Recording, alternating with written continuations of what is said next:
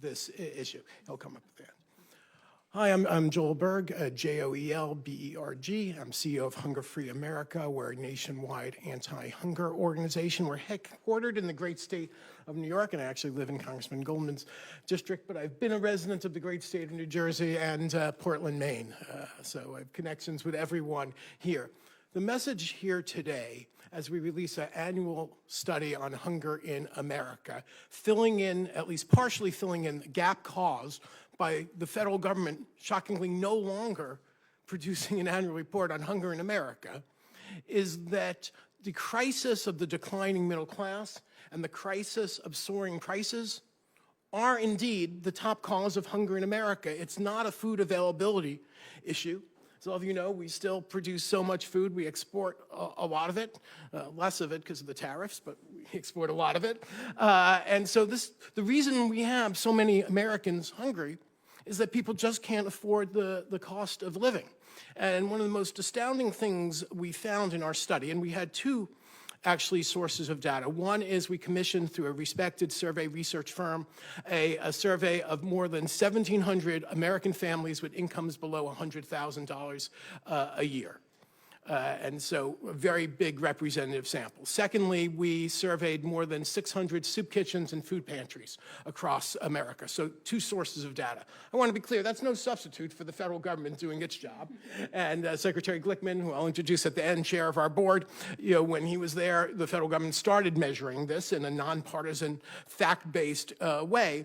But what we found from this is even people who are solidly in the middle class, and we can debate what constitutes the upper middle class, but the median family income in America is about, in the low 80s. And so even among people earning between $75,000 to $100,000 a year, there was significant food hardship. 1% of those folks said that their prices and cost of living were going up. And that's why 64% of American families earning over $75,000 a year said they couldn't afford the price of food. In contrast, only 4% of such households said their living costs decreased, and only 19% said it was easier to afford food. Now, we know that the soup kitchens and food pantries in Maine and New Jersey and New York do an incredible job filling in the gaps. But understand, we've again proven that they're no substitute for an adequate safety net, and certainly no substitute for a living wage economy. 80% of the soup kitchens and food pantries in America did not have enough food to meet the growing demand. Of course, that was exacerbated by the recent totally unnecessary shutdown in SNAP.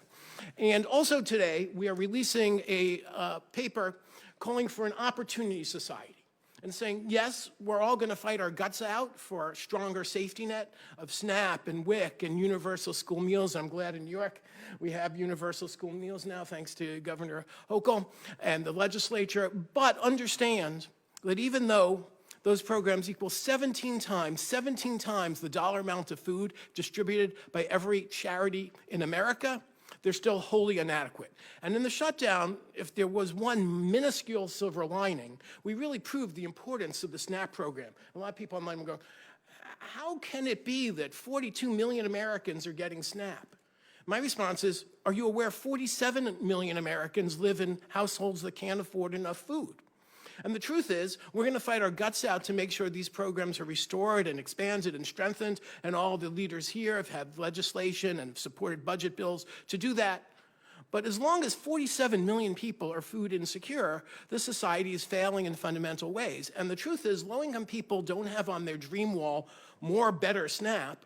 They have on their dream wall entering in and staying in the middle class. So our call today is for policies that help advance that, reducing the benefit cliff that penalizes people if they get a job or a raise and they lose more in SNAP than they gain in wages, for making it easier for low-income people to buy a first home, to put a down payment on a small business, to save for education, and to save for retirement, goodness forbid. And so we know today that this is really a wake-up call. And we can give you all the data, any media here. We have a paper press release. We can also send it to you, or it's on our website with all the full data from this study. But the bottom line is, this is not just a little niche issue.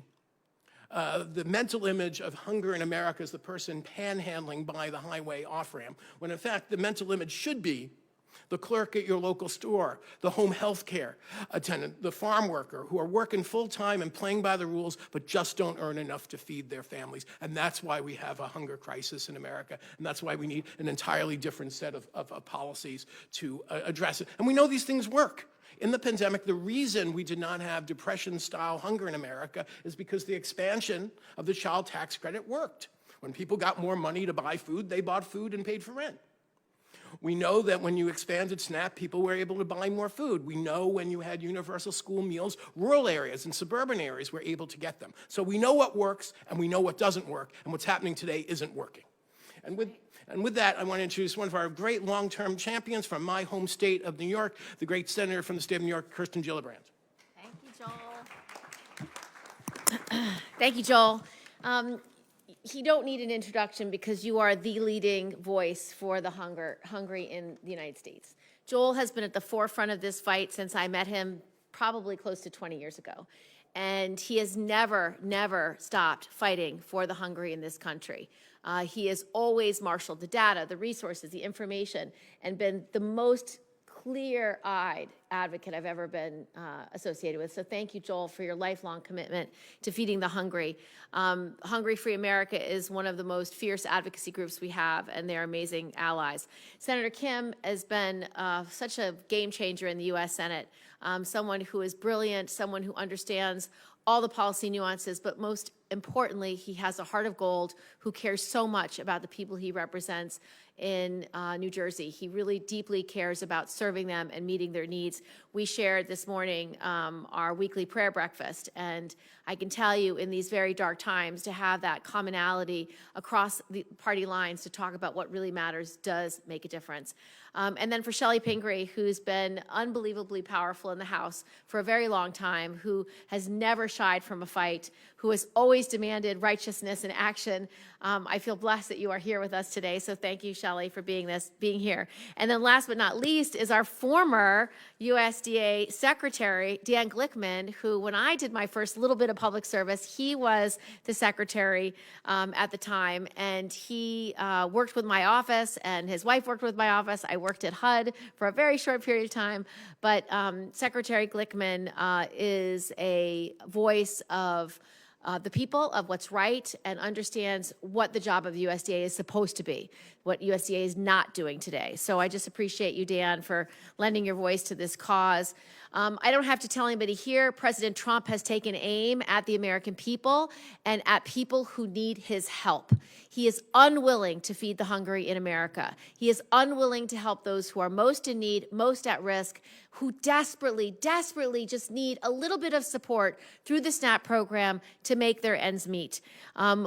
Joel gave us a lot of the data. Hunger Free America's recent studies show that many middle-class and working-class families are suffering. Over 80% of respondents said that the prices they paid for food and other basic living costs have increased in the last year, and they can't afford it. So instead of doing the right thing, stepping up and helping the American people, Trump's done the exact opposite, and he did $186 billion slashed from the SNAP program in his big, beautiful betrayal, because that's how little he cares about hungry Americans. By cutting this program, Trump is literally taking food out of the hands and mouths of our children, of our seniors, people on fixed income, and people with disabilities, groups that disproportionately need access to the SNAP program to feed themselves. One constituent of mine named Anne Marie, she's a senior. She relies on the SNAP program to just make ends meet. She believes that Trump is holding her hostage. Her government is holding her hostage because she doesn't know how she's going to feed herself. That is a terrible position for any senior, any American to be in, and we have to fight for Anne Marie and every other person who's in a situation like her. I just recently visited one of our food pantries in New York City this past weekend. I was on the West Side. West Side Campaign Against Hunger, a great partner for Joel and others. And they work with some of the national food banks to get the resources in. And they say that the amount of need has increased exponentially. The amount of concern and fear in the eyes of their customers has only grown. And it's going to be very hard for our state, our local not-for-profits to meet that need. And that's exactly the point that Joel made. Without the federal government, you're not going to have enough resources to actually feed the hungry people. I'd like to just end with a statement of the fact that this is Thanksgiving. We are going into the Thanksgiving week, and everyone here will have a wonderful dinner. Not one person in this room will go hungry next week. Not one person in this room will have to decide, what am I going to feed my kids for Thanksgiving, and how can I make this day special for them? And so it is an outrage that this body, Congress, does not do what's right to help the people most in need. It is an outrage that this president doesn't care. And we are in a country that we believe we should help the least among us. We are in a country that believes in the golden rule. And this White House and the Republican Party over and over will profess their faith in Christianity. And they will profess who they are. Well, I can tell you that is not what the Bible says. If you read Matthew 25, it tells you, Lord, when did I see you hungry? When did I see you thirsty? When did I see you a stranger? And Jesus says, what you do for the least of these is what you do for me. And that is the whole gospel. And so they are wrong to be on the wrong side of the American people, and we will stand against them. I now like to bring up Senator Andy Kim.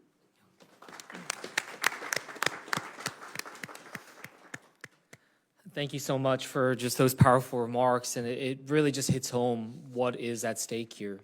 One of the more profound conversations I ever had was with a young child who was about the age of my youngest boy. And I asked him, I said, are you getting enough to eat? Are you hungry?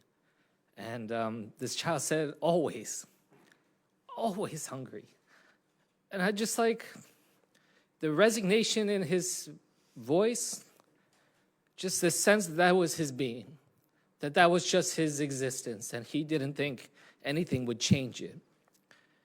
And when I hear that, I hear the echoes of the stories of my parents born during the Korean War. My mother lost siblings to the hunger and the famine, the disease after that war, and I just think through, how is it that in the 21st century, in the richest, most powerful country in the world, that we have people who are hungry, people who are saying stories as if they've grown up in a war-torn country. And I'm just disgusted by it. It is something that I hope we recognize, that the existence of hunger in this country is a choice. We have the means, the resources in this country to end it. Not just make things better, but to end it. To literally make sure that we hold up this sense that in this country we can have a foundation of dignity and decency. I'm not going to go to that child and ask him, why are you hungry? What conditions, what has led for your family to be in this situation? It just doesn't matter. There's a moral imperative upon us to be able to try to help those in this country in need. And shame on us if we lose sight of that. Shame on us if we lose sight of our responsibility to our fellow citizens. So this is something that I hope we take on at this moment. That we see the struggles that so many have faced and the worry that they've had over the last few weeks when it came to SNAP. And recognize we will do everything we can to try to lift that up and restore that and be able to provide them. But also recognize the fact that we live in a country where there are that many people that need SNAP, that there are that many people that need these resources, and that is something we should always fight to be able to address. So I'm just grateful for Hunger Free America for being able to constantly shine a light on this, do the work to be able to show just how the magnitude of this problem. But each and every one of us, we have hungry people in our own districts. It is something across this entire nation. So many children that are struggling, and it shouldn't have to be. So I will do everything I humanly can as long as I am in the U.S. Senate to be able to fight, to be able to provide food for Americans until we can finally get to a place where we can say we live in a hunger-free America. Thank you, everyone. And I'd like to please introduce Congresswoman Pingree here. Thank you so much. Well, thank you to everybody who's brought us together. Thank you so much, Joel, for the work that your organization has done for such a long time, your great contribution, and for this study, which is really helpful to all of us. Senator Gillibrand, wonderful to be with you. Thank you for the work that you've done so long on this issue. We miss you, Senator Kim, but great to see you over here in the Senate, and I'm glad to be joined by my colleague, Representative Glickman, Representative Goldman, Glickman, Goldman, got you all, and former Secretary. Remember when we used to have USDA secretaries like you? It was a wonderful time. But let me just add a few of my own thoughts to this. It just moved me a minute ago that we didn't used to have press conferences where all of us wanted to break into tears, where we felt this level of emotion at what was happening in our own country. But here we are today. Here we are with this administration because we're talking about hunger and food. I've had the great privilege of serving in the House for 16 years, been on the the Ag Committee many years, worked on a lot of farm bills, and I'm always shocked when the farm bill negotiations come to the last minute and it's about SNAP benefits. It's about nutrition programs. Why is it in the wealthiest country in the world that we have to fight over whether or not people deserve to be fed? But this administration has brought this to a new level of depravity, and that's why we are here today to talk about what these studies show us, that it's not just the poorest people in our country, that everybody is struggling with the cost of food and the availability of benefits like SNAP, or just putting all of their budget together, whether it's housing or their wages or all of the challenges with healthcare, to make ends meet, to be able to afford food. But that's where we are today. And what went on during this shutdown was some of the depths of the depravity that I've never seen before. To have the money in the bank in the contingency fund, and even before we got to that point saying to people, well, you better be worried because you might not get your SNAP benefits. So putting the fear into people before it even happened. And then when they had the money there, refusing to pay out the funds, refusing to allow states to use their own money, challenging it in court, over and over again in court, saying, no, we're not going to let people have their food. And even when we could see the government was about to open, they went back to court again. It's hard to picture this level of cruelty. And as everyone said, our food banks, the food banks in Maine, worked overtime. People made donations like they'd never done before. They were there to volunteer. They were dropping off food. But it's about 9 to 1. The amount of SNAP benefits that come into our state is 9 times as many resources as what we have through our wonderful food banks. And ours are great. So there is no way you meet that level of need. And not only are we dealing with the challenges that happened from the shutdown, they've got the $186 billion that they cut out of the big ugly bill. They already decided then that they were going to cut into this deeply. And then just last week they said to people, guess what? Now you have to reapply. So this complicated system where twice every year you have to go in and submit your information to prove you're still worthy of this food, now you're going to have to start from scratch. So everybody's going to have to dig up all the paperwork. Where's my birth certificate? Where's my pay stubs? All these things. Bring them back in there. It's just designed to take people off the program. And you know what else it's designed to do? To jack up the error rate.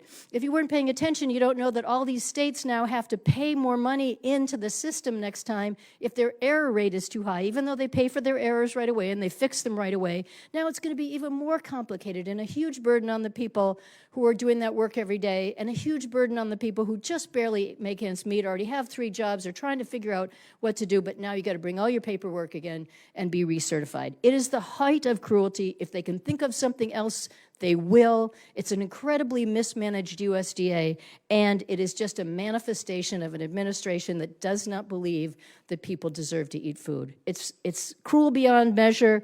We're all here to fight about it every step of the way, and I don't think in the heart of hearts of American people, they like the idea that we're taking away these important federal funds from people who need it the most. As you heard, Senator Gillibrand said, these are children, these are seniors, these are people with disabilities, these are our veterans who are going to be deprived of it. And now more and more, because of the cost of food and because of so many other constraints of this administration and the cost of living, more and more people are turning to food banks and looking for SNAP benefits because they just can't afford to make ends meet. So we're all here to show we're fighting. We're so grateful for Hunger Free America and the work they do. And thank you for continuing to provide us with data, because we not only have a cruel administration, we now have a dataless administration. And we have to do this based on what we know is right, and that's what we're all here to do. So let me turn it over to my good friend from New York, Dan Goldman, and thank you all so much for being here.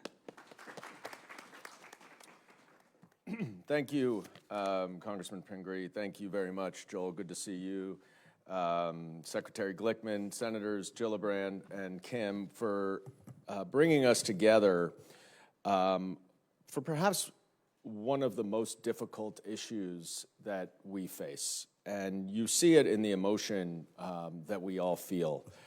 It's unconscionable that Donald Trump would use hunger and starvation as a political weapon. That is as contrary to our American values as anything that he has done.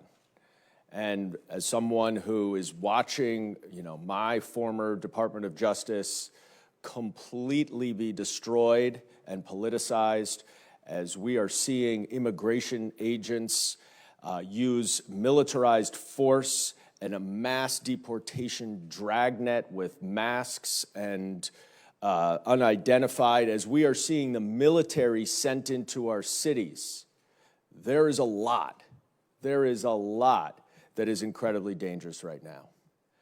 But when I had a meeting the Monday after Donald Trump said that he was freezing SNAP funding, that he would not release the funding that the USDA had to feed people who need that money, with about 20 food security leaders and organizations. And they were all sitting there, we were all sitting there saying, how are we going to fill in the gaps? Because this president is trying to starve the most vulnerable among us. And I remember so clearly, so vividly, after that meeting, one of the women there who worked for a settlement house down on the Lower East Side in New York City and is part of their food pantry and their food security work, came up to me and said, in addition to this work I do, I'm also on SNAP. I have $1 on my EBT card. I do not know how I am going to feed my family. And then she said, but I'm even more worried about the seniors who can't come out of their house to go to the food banks. And she told me a story of a 70-year-old man who she saw that weekend, who told her, well, I'm 70, I'm old, I'm not well. Now's a good time to die because there's no food. This is the United States of America. This should never happen here. And what my colleagues have all so ably and eloquently explained is that this cruelty, this absolute intentional cruelty to take down, to hurt, to attack the most vulnerable among us in order to give tax breaks to the wealthiest is absolutely unacceptable. And what we are standing here today to say is, there's another way. This is not who we are. This is not who the United States of America has been for 250 years. No, we care about each other. We care about our neighbors. We want to lift everyone up. We want to give everyone the basic necessities of food, shelter, and health care so that everybody can achieve the American dream. And what this administration is doing is the exact opposite. And I am deeply grateful to Hunger Free America for bringing a light, shining a light on the data that shows that it is not just SNAP recipients who are suffering.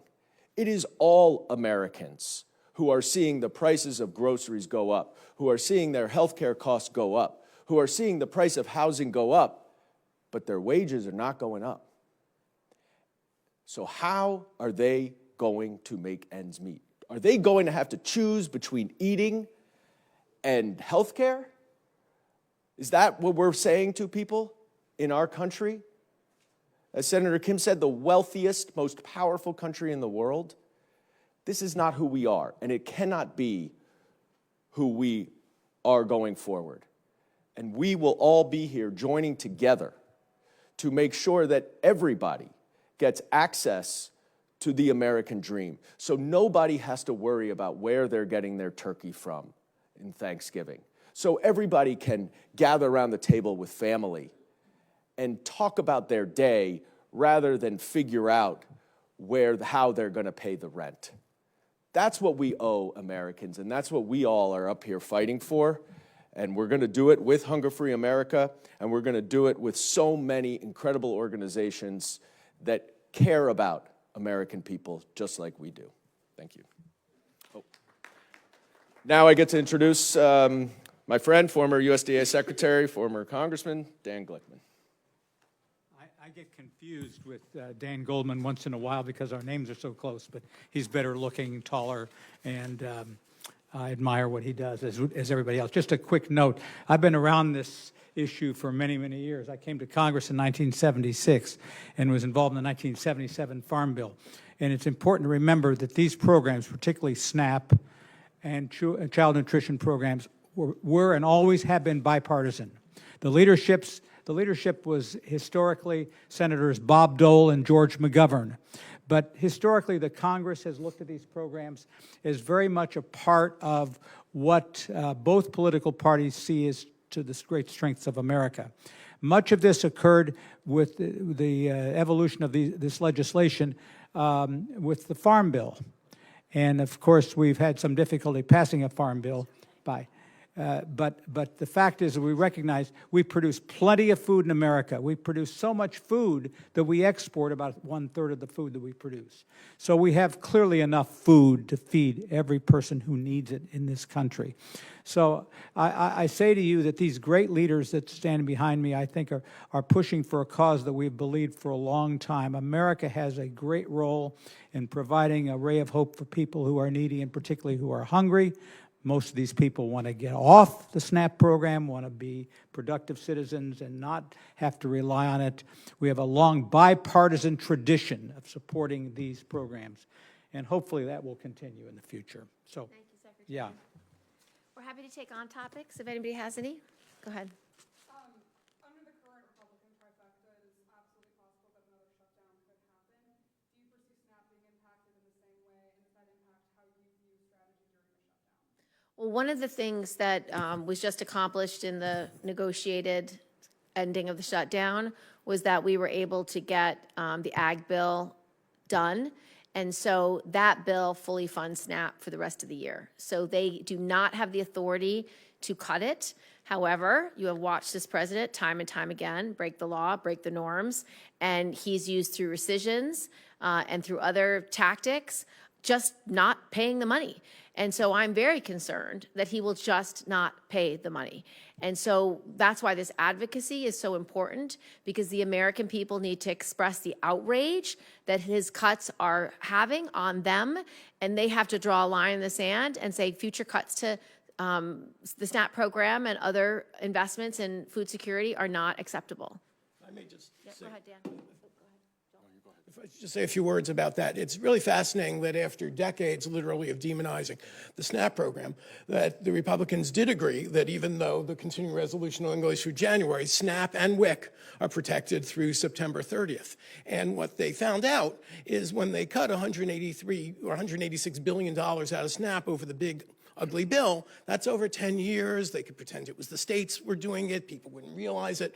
But when people woke up on November 1st, and there wasn't that SNAP money on their card, they couldn't hide that a lot of this is in red as well as blue states. Louisiana, West Virginia, Oklahoma, deeply red states, have more than 15% of the state's population receiving SNAP. And so this really is an issue in red and blue states alike. And just one follow-up point on what something Congresswoman Pingree said, that as she mentioned, most people already have to recertify, reapply for SNAP. At least twice a year. They already have to provide their financial documents, their immigration status. Vast majority of native-born Americans has already been proved, and unless you believe in reincarnation, you're only born once, so your immigration status, you're not going to unbecome, a naturalized, citizen. So they're taking credit for something or striking fear into people's minds for something that already exists. If USDA tries to do something on top of those reauthorizations that federal law authorizes, that will be a violation of federal law, and I guarantee either we or some other organization would take court action to prevent that. The Secretary of Agriculture, no matter how, whether it's good or not good one, does not have unilateral authority to rechange federal law. That's right. Go ahead. Okay. Any other questions on topic? Go ahead.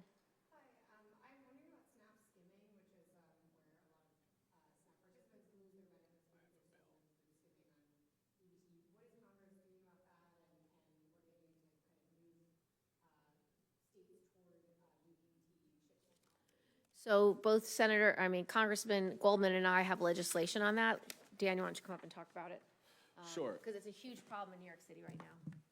Yeah, it's a huge. There are a couple of different issues to address. The first is that there's well over $40 million of SNAP theft that the federal government has not authorized the states to pay back to the victims. So right now, there's more than $40 million that was stolen and is coming out of the pockets of those who receive the SNAP benefits, who could not eat fully the month that it was stolen. So in December, in the bipartisan agreement that the House and the Senate reached for the continuing resolution at the end of December, it included that authorization. Donald Trump and Elon Musk came in, wiped out that bipartisan agreement, and wiped out that bill from passing then. So it still has not been authorized. These victims, the most vulnerable, who have had to withstand theft from their own pockets, have not been reimbursed for a theft that had nothing to do with them. So that's one thing. The other thing is I have a bill, I'm not sure if it's the one you're talking about, Senator Gillibrand, that is bipartisan and that would modernize the technology in the EBT cards. This is not rocket science. This is technology that's been around for many, many, many years. Simply put a chip in the card or have it that will protect from SNAP skimming. It's not difficult. We have the technology at hand. We just need to pass a law to implement it. I really hope that our Republican colleagues recognize that this is a very simple but necessary fix to what is a major, major problem. And I think that the bill that I was talking about is one that Grace Meng and I have, which would allow the states to reimburse them immediately so that they can get that money restored while we come up with his solution in his bill to fix the tech. Anything else on topic? All right, thank you all for coming. Very grateful. Thank you. Thanks, Dan.